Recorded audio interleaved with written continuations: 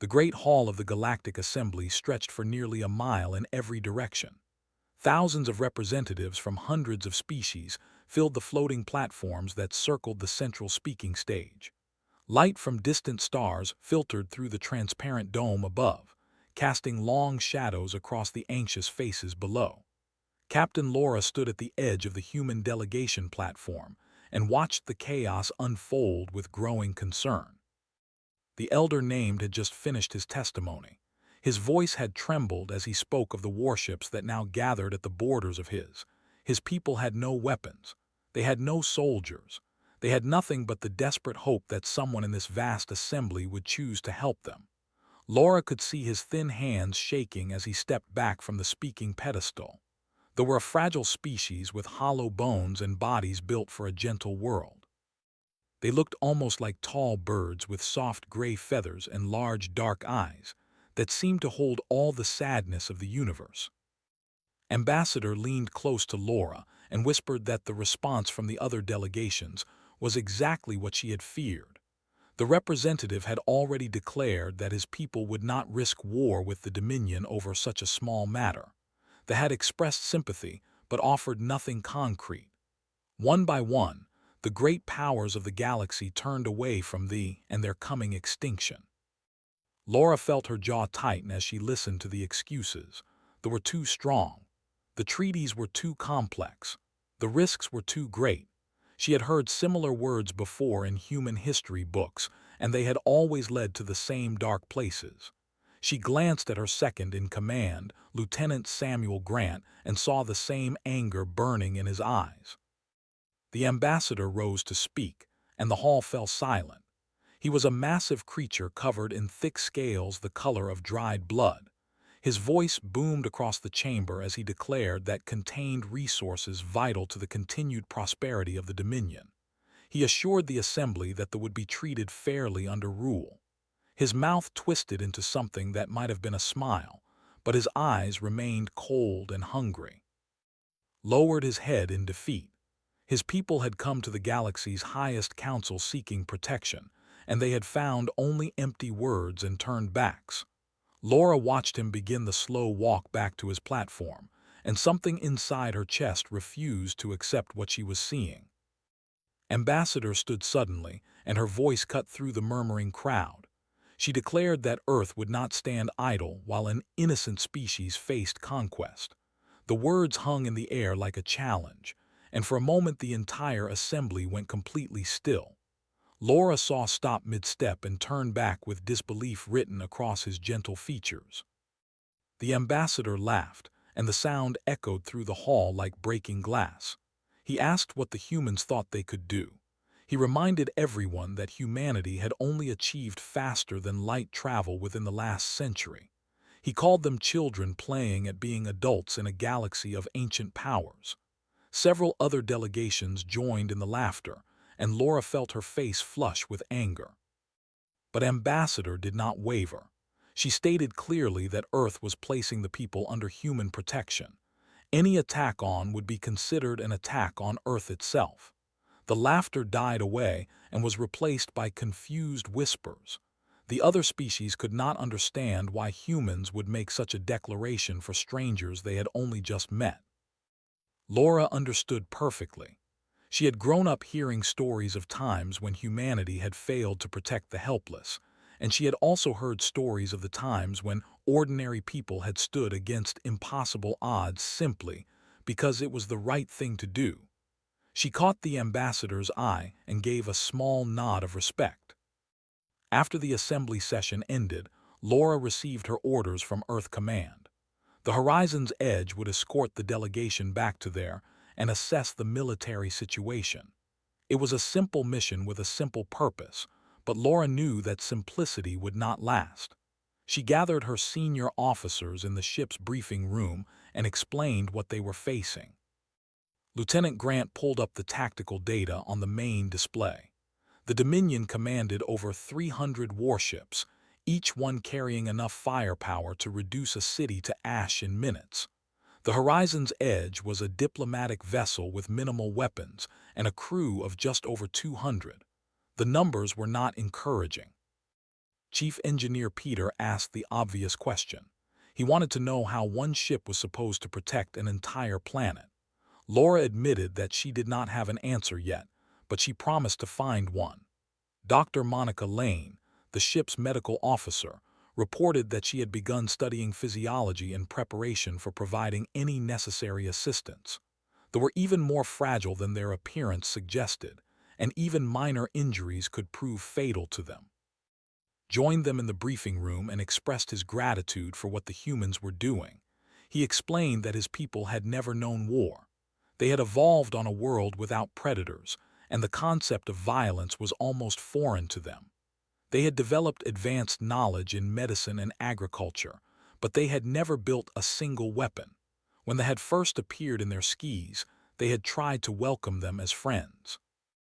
Laura asked what they wanted from, explained that their world contained vast deposits of rare minerals that were essential for manufacturing advanced weapons systems. They did not want friendship or trade. They wanted to strip the planet bare and use its resources to fuel their endless expansion. The Horizon's Edge departed from the assembly station and began the 3-day journey too. Laura spent most of that time reviewing tactical options and finding most of them wanting. She had Samuel run simulation after simulation, but the results were always the same. One ship could not stop an invasion fleet. On the second night of their journey, Laura stood alone on the observation deck and stared out at the passing stars. She thought about the promise her people had made and the weight that now rested on her shoulders. She thought about thee and their gentle ways and the darkness that was coming for them. The communication panel beside her chimed with an incoming report. Long-range sensors had detected a massive fleet assembling at the edge of space. They were not waiting. They were already moving toward their target with 47 warships armed and ready for conquest. Laura looked at the data and felt the cold reality settle into her bones. The time for planning was almost over. The time for action was about to begin. The Horizon's Edge dropped out of faster-than-light travel at the edge of the system, and Laura immediately understood why they wanted this place so badly. The planet hung in space like a jewel of blue and green and gold, surrounded by rings of crystalline debris that caught the light of the local sun and scattered it into rainbows. It was one of the most beautiful worlds she had ever seen. Stood beside her on the bridge and watched his home grow larger in the. He told her that his people had lived on this world for over 50,000 years. They had built great cities of living crystal and developed medicines that could cure diseases other species had never been able to treat. They had composed music that could make listeners weep with joy and created art that captured the very essence of life itself. All of it would be lost if they had their way. Lieutenant Samuel Grant reported that the fleet had stopped at the outer edge of the system. They appeared to be waiting for something, perhaps final orders from their high command, or simply enjoying the fear they knew they were causing. Laura ordered the ship to proceed to at full speed. Every hour mattered now. Dr. Monica Lane met them in the transporter room with a troubled expression on her face. She had completed her analysis of physiology, and the results were concerning. They could not survive in standard combat conditions. Loud noises could cause them physical pain. Rapid pressure changes could rupture their delicate internal organs. Even the stress of prolonged fear could trigger fatal cardiac events in their species. They were simply not built for the kind of violence that was coming. The shuttle descended through the atmosphere and landed in a field of golden flowers outside the capital city. Laura stepped onto soil and felt the lighter gravity make her feel almost weightless. The air smelled sweet and clean, and the gentle breeze carried the sound of distant singing. Children played in the fields nearby, their laughter rising like music into the clear sky. Elder was waiting for them at the edge of the field.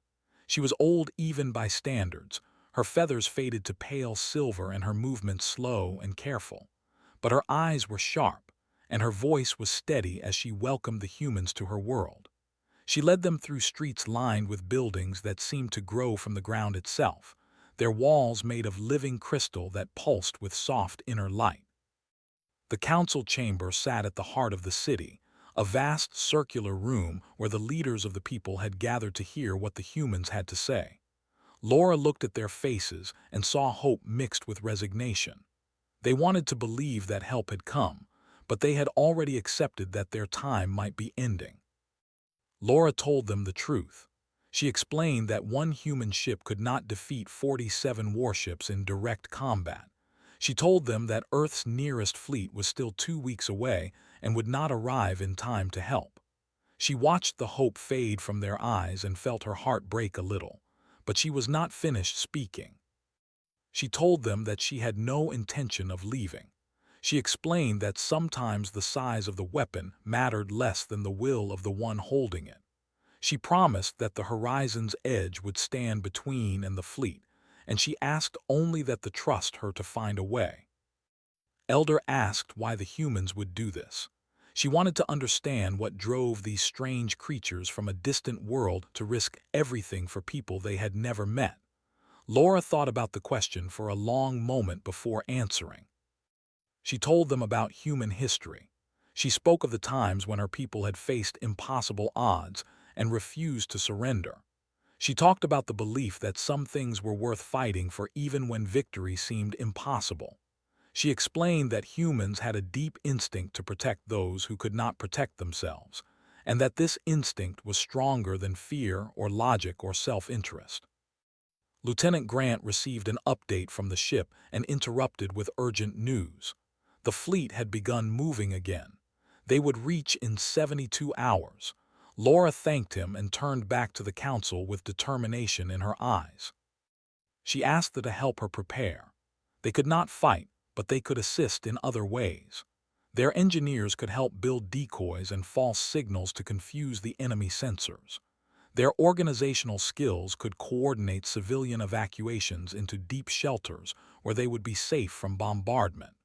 Their knowledge of their own world could reveal hiding places and defensive positions that they would never expect. Chief Engineer Peter arrived on the surface with a team of technicians and immediately began working with engineers. They repurposed agricultural equipment and mining drones into crude approximations of warships. The devices would never fool anyone up close, but from a distance, they might create enough sensor confusion to make them hesitate. Dr. Lane established a medical station in the capital and began training volunteers in basic first aid. She developed protocols for treating the stress-related conditions that would inevitably arise during the coming crisis. She worked without rest, knowing that her skills might mean the difference between life and death for thousands of gentle souls. As the hours counted down, Laura walked alone through the streets of the capital. She watched the going about their lives with quiet dignity, refusing to give in to panic even as their doom approached. An elderly stopped her and pressed a small crystal into her hand. He told her it was a memory stone, and that it contained songs his grandmother had sung to him as a child. He asked her to keep it safe so that something of his people would survive even if they did not. Laura held the crystal tight and made a silent promise.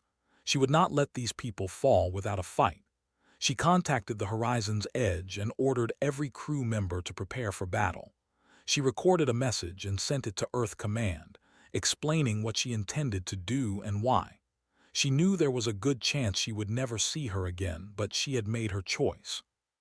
Samuel found her on the observation platform above the city as the sun began to set. He told her that the crew had been given the option to leave on one of the transport ships before the battle began. Not a single person had taken the offer. They were all staying. They were all willing to stand with her against the coming storm. Laura looked out at the beautiful world spread before her and felt a strange peace settle over her heart. In 72 hours, they would arrive expecting easy prey. They would find something very different waiting for them. The 72 hours passed faster than Laura had expected. Every moment was filled with preparation and planning, and the constant awareness that time was running out. She slept only when her body absolutely demanded it, and ate only when someone pressed food into her hands. They watched her with a mixture of awe and confusion, unable to understand how any creature could push themselves so hard for so long. Sergeant Cole had taken charge of the evacuation preparations on the surface. He was a large man with a gentle voice that seemed to put the nervous at ease. He discovered that, while they could not fight, they were remarkably good at organizing and coordinating complex tasks. Within 2 days, they had mapped out shelter locations across the planet and established communication networks that would function even if the main systems were destroyed. A young named had attached himself to the human crew and refused to leave their side. He was barely an adult by his species standards, his feathers still showing traces of the bright colors of youth. He followed Samuel around the ship, asking endless questions about humans and their strange ways. Samuel found himself growing fond of the curious young alien despite the grim circumstances. Asked Samuel why humans were willing to die for people they did not know. It was the same question that everyone kept asking, and Samuel had given it much thought. He told that humans had a word called empathy. It meant the ability to feel what others feel and to care about their suffering as if it were your own. He explained that most humans could not watch innocent people being hurt without feeling a powerful need to help. It was not always logical, but it was deeply human. Communications officer Tors had been working without rest to create the illusion of a much larger human presence. She recorded messages in different voices and broadcast them on frequencies that would be monitoring. She programmed the decoy ships to emit signals that mimicked the profiles of human warships. When she was finished, the sensors would show at least 20 vessels where only one actually existed. Peter pushed the horizon's edge to its absolute limits during test maneuvers. He modified the engines to produce short bursts of speed that should have been impossible for a ship of their class.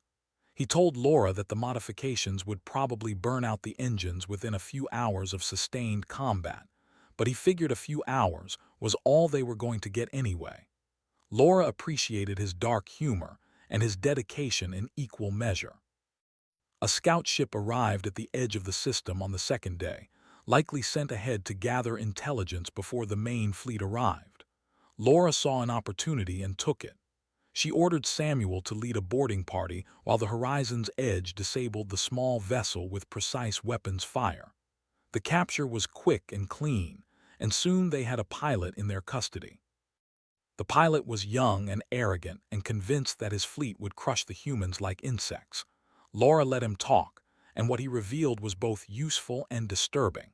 They viewed these as nothing more than resources to be exploited.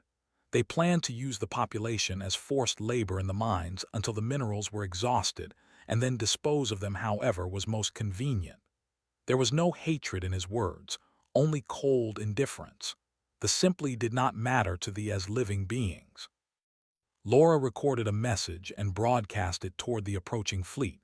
She spoke calmly and clearly as she declared that was under the protection of Earth. She warned that any attack would be met with the full resistance of human forces. She did not make threats or promises she could not keep.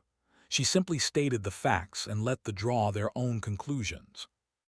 The message spread beyond the fleet, had made sure it would be picked up by relay stations across the sector.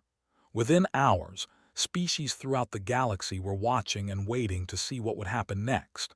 Most of them expected the humans to flee when the real fighting began. They had seen it before with other young species who talked bravely but ran when facing true danger.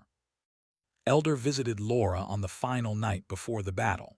She brought a gift from the people, a cloak woven from the finest materials their world could produce. She explained that it was traditionally given to those who had earned the deepest respect of her people. Laura accepted it with humble gratitude and promised to wear it when the fighting was over. Asked if Laura was afraid, Laura admitted that she was terrified. She told the elder that courage was not the absence of fear, but the decision to act despite it. She explained that every member of her crew was afraid, but they were all still here because some things mattered more than personal safety. Seemed to understand, and she placed her thin hand on Laura's arm in a gesture of connection that transcended species. The final hours ticked away. Laura gathered her crew on the bridge and looked at the faces of the people who had chosen to stand with her. She saw Peter at his engineering station, ready to coax every last bit of power from the straining engines. She saw Monica in the medical bay, preparing for casualties they all knew were coming. She saw Samuel at tactical, his hands steady on the weapon's controls. She saw on the surface below, coordinating the civilians he had sworn to protect. She saw at communications, ready to maintain their deception until the very end. She told them that she was proud to serve with them. She told them that whatever happened in the coming hours, their actions would be remembered. She told them that they represented the best of what humanity could be, and that no matter the outcome, they had already won a victory that could never be taken away. The proximity alarms began to sound. The fleet dropped out of faster-than-light travel at the edge of the system, 47 warships arranged in perfect attack formation. Their weapons were hot and their shields were raised. Commander broadcast a final ultimatum giving the humans 1 hour to withdraw or face destruction. Laura looked at the tactical display showing the overwhelming force arrayed against them. She took a deep breath and gave the order to move the horizon's edge directly into the path of the approaching fleet. The battle was about to begin. Commander stared at his tactical display with growing irritation. The human ship had not retreated as he had expected. Instead, it had moved directly into his fleet's approach vector and was holding position like a stone in the middle of a river. His sensors showed additional human vessels scattered throughout the system, far more than intelligence had predicted. Something was wrong with this picture, but he could not determine exactly what. Laura watched the fleet from the bridge of the horizon's edge and felt a grim satisfaction as she saw the enemy formation slow and spread out. Deception was working. The false signals and decoy ships had created enough confusion to make the cautious. They had expected to find one small vessel and a defenseless planet. They had found what appeared to be a prepared defense force of significant size. The hour passed without any human withdrawal. Broadcast another message demanding surrender, and Laura responded by advancing the horizon's edge even closer to the enemy fleet. She was playing a dangerous game of nerve, betting that they would hesitate to attack until they understood what they were facing. Every minute of delay gave them more time to reach safety. On the surface below, Sergeant Cole directed the final waves of evacuations into the deep shelters. The people moved with remarkable calm, trusting the humans who had come to help them. Families helped each other through the shelter doors, and parents comforted frightened children with soft songs, marveled at their courage and their dignity in the face of such terrible circumstances. The battle began when finally lost patience and ordered his forward squadron to attack. 12 warships broke formation and accelerated toward the horizon's edge with weapons firing. Laura had been expecting this moment, and she was ready. Peter engaged the modified engines, and the horizon's edge leaped forward with acceleration that should have been impossible. The ship dove into the asteroid field that bordered the inner system, using the massive rocks as cover against the incoming fire. The pursuers followed, but their larger vessels could not match the human ship's maneuverability in such close quarters. Samuel Grant worked the weapons controls with focused precision. He targeted the lead ship's engine section and fired a concentrated burst that punched through their shields and crippled their propulsion. The wounded vessel spun out of control and crashed into an asteroid, exploding in a brilliant flash of light. First blood had been drawn, and it was human. The remaining ships broke off their pursuit to regroup, giving the horizon's edge a brief respite. Laura used the time to assess damage and check on her crew. They had taken several hits, but nothing critical had been destroyed. Peter reported that the engines were holding despite the strain. Monica reported minor injuries among the crew but nothing life-threatening. They were still in the fight. Was furious at the loss of one of his ships to a single human vessel. He ordered the entire fleet to advance and crush the defenders through sheer numbers. The warships surged forward in a wave of metal and fire, determined to end this embarrassment quickly. Laura knew they could not survive a direct confrontation with the full fleet. She ordered to activate the second phase of their deception. The decoy ships scattered throughout the system suddenly began broadcasting distress calls and weapon signatures. The sensors showed human vessels under attack on 3 different fronts. Hesitated, unsure which contacts were real and which were illusions. The Horizon's Edge used the confusion to strike at isolated ships on the edges of the formation. Samuel targeted their communications arrays and weapons systems, trying to disable rather than destroy when possible. They took down 2 more ships before they adapted to their tactics. The real damage came when they finally committed to a focused assault on the Horizon's Edge. 20 ships concentrated their fire on the lone human vessel, and even Peter's brilliant flying could not avoid all of the incoming weapons. The ship shuddered as blast after blast struck the hull. Warning lights flared across every station, and the air filled with the acrid smell of burning circuits. Samuel was thrown from his station when a direct hit breached the hull near the tactical section. He hit the deck hard and felt something crack in his chest. Monica rushed to his side, but he pushed her away and crawled back to his console. The weapons were still functional, and he refused to abandon his post while he could still fight. On the surface, watched the battle through the shelter's emergency display. He saw the human ship taking hit after hit, saw fires burning along its hull, saw debris falling away into space. Tears streamed down his feathered face as he witnessed the humans dying for his people. He turned to the other young huddled around him and told them that they had to help somehow.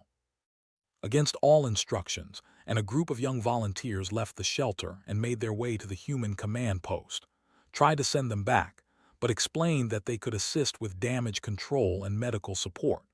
Their delicate hands could reach places human hands could not.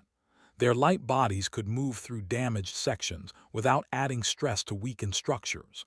Looked at their determined faces and made a decision. He put them to work. The Horizon's Edge destroyed 5 more ships before the accumulated damage became too severe to ignore. Primary weapons went offline. Secondary engines failed. Life support began to falter in multiple sections.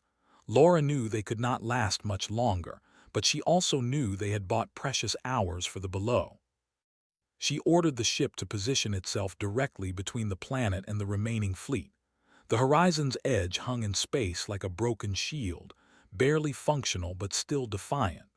Laura opened a channel to the entire galaxy and broadcast one final message. Her voice was calm despite the chaos around her. She said simply that they were still here. She stated that the humans had not run and would not run. She declared that every species watching should remember this moment, because this was what it looked like when the strong chose to protect the weak instead of prey upon them. The message echoed across the stars, received by hundreds of worlds and billions of beings. Many dismissed it as the final words of a doomed crew, but some listened and felt something stir in their hearts.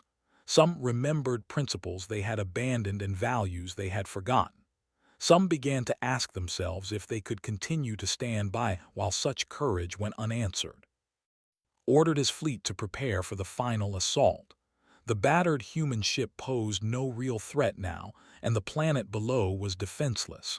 Victory was within his grasp. He gave the command to attack. The fleet moved toward the crippled Horizon's Edge with predatory confidence. Had already begun composing his victory report in his mind. This minor delay would soon be forgotten, and the resources would flow into coffers as planned. The humans had fought better than expected, but their defiance had ultimately meant nothing. Laura stood on the darkened bridge, surrounded by the wounded and exhausted remnants of her crew.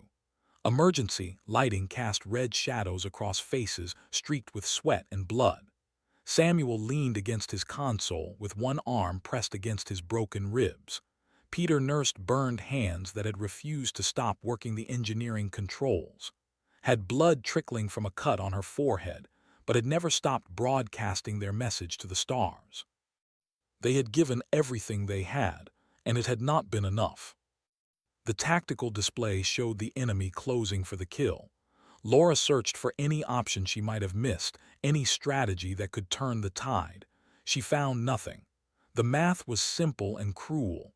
They were going to die, and then the would follow. Then the display flickered and showed new contacts appearing at the edge of the system. Laura blinked and looked again, certain that the damaged sensors were malfunctioning. The contacts as she watched. 5 ships became 10, then 20, then 30. They were coming from multiple directions, dropping out of faster-than-light travel in a scattered formation that suggested they had not planned their arrival together. Reported that she was receiving identification signals from the approaching vessels. Her voice cracked with emotion as she read the names. Cruisers, destroyers, frigates, ships from species that had refused to help at the Galactic Assembly, races that had declared the situation to be none of their concern. Saw the new arrivals on his own displays and felt cold uncertainty grip his hearts. He demanded to know what was happening. His communications officer reported that the approaching ships were broadcasting a unified message. They declared themselves allies of Earth and defenders of. They stated that they had come because they could no longer watch from the sidelines while humans died for strangers. The commander spoke for the coalition. She addressed directly and told him that the humans had shown the galaxy something it had forgotten.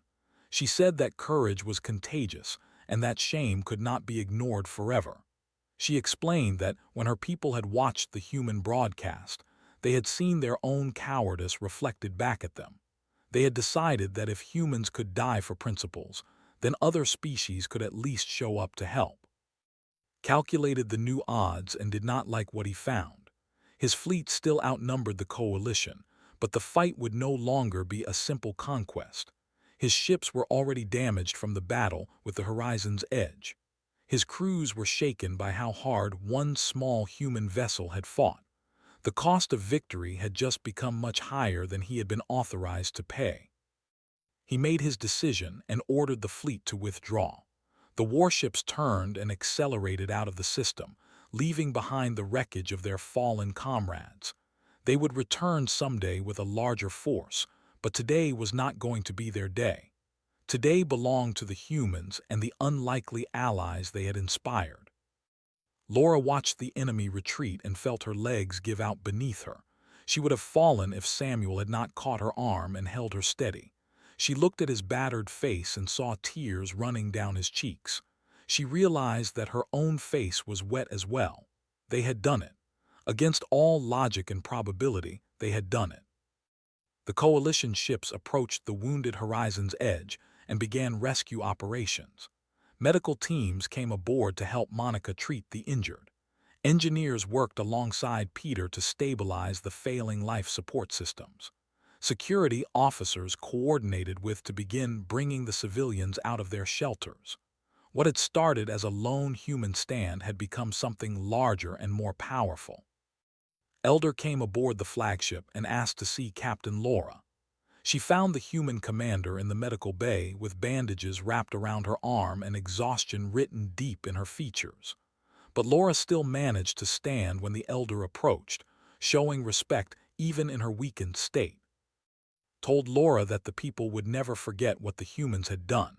She explained that human names would be written into their most sacred histories and sung about in their most honored songs. She promised that the bond between their peoples would last for as long as both species existed. Laura accepted the gratitude with humble grace and said only that she was glad they had been able to help. Found Samuel in one of the corridors and threw his thin arms around the human in an awkward embrace. He told Samuel that he wanted to learn everything about humanity. He wanted to understand what made humans so willing to sacrifice for others. He announced that he would dedicate his life to building bridges between their peoples.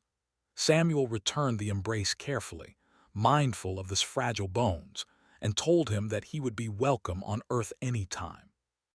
The Galactic Assembly reconvened 3 days later in an emergency session. Ambassador presented evidence of war crimes and aggressive expansion.